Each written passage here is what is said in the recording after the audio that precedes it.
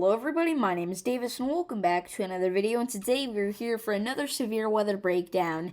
Now right off the bat, I'd like to go ahead and apologize for taking an unwarned break from the weather, alright? It's been about 3 or 4 days since I've posted a weather video, and there are several reasons for that I talked about on my YouTube community tab, but the important thing is that we are back here for the Christmas season, and we're going to be talking about what you could be seeing around that time frame, as well as an unexpected severe weather outbreak that kind of happened today. So let's go ahead and get right into all that. Starting off with the SPC outlook for today, okay, we still have a slight risk of severe weather here for portions of southwest Texas.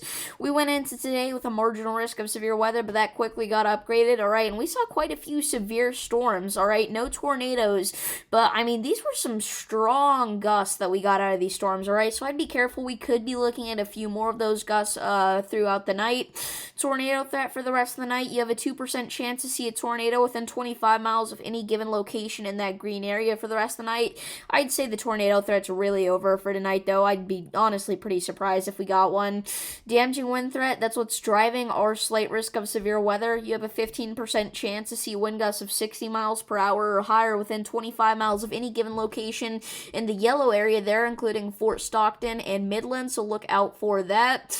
Hail threat, we also have a 15% chance to see hail of 1 inch or larger within 25 miles in any given location in the yellow, so look out for that. Some hail and gusty winds will be a possibility tonight, but maybe not to severe status. I don't know. We'll just have to keep watch out. And for the next couple days, no severe weather likely. I would not be surprised if a marginal risk were to develop tomorrow, that being Christmas Eve here in portions of northeast Texas and southeast Oklahoma, but as of right now, there's not one.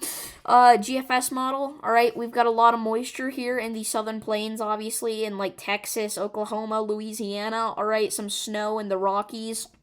But we go into late tonight into early tomorrow morning. We see some potentially severe thunderstorms pop off here in portions of Texas and Oklahoma, which is why I did bring up that marginal risk, but most of that should fizzle out pretty quickly, and then we could just be left with some regular thunderstorm action.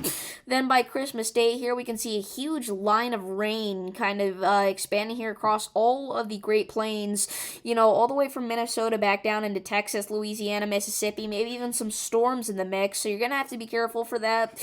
We could see an isolated severe weather risk pan out on Christmas night here for portions of the Florida Panhandle, lower Alabama, that whole area, and then some snowfall for portions of Nebraska and Kansas, maybe even an ice storm for people in Iowa and Minnesota, so look out for that for sure.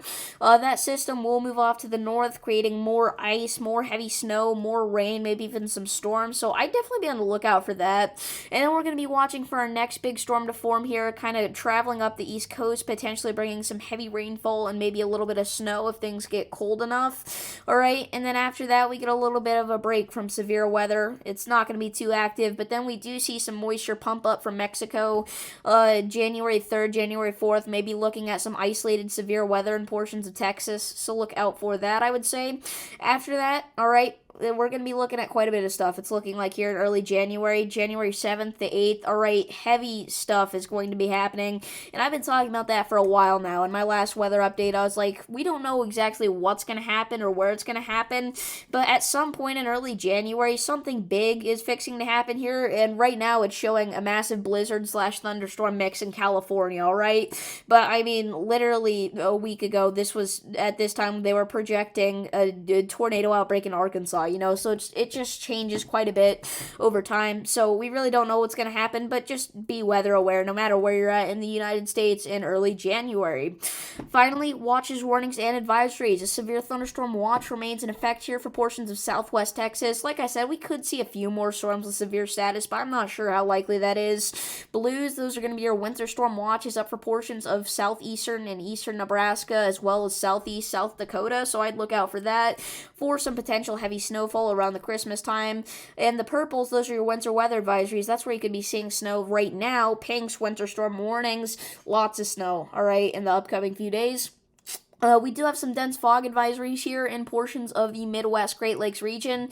It was actually pretty crazy this morning how much dense fog advisories we had. They were extending like from Ohio back down into Texas, all the way back up into North Dakota. But now it has kind of isolated here to portions of the Midwest, but still look out for it. Other than that, pretty calm right now. So if you guys did enjoy this video, make sure to like and subscribe. Sorry for the lack of weather videos, and I will see you all in the next one. Peace.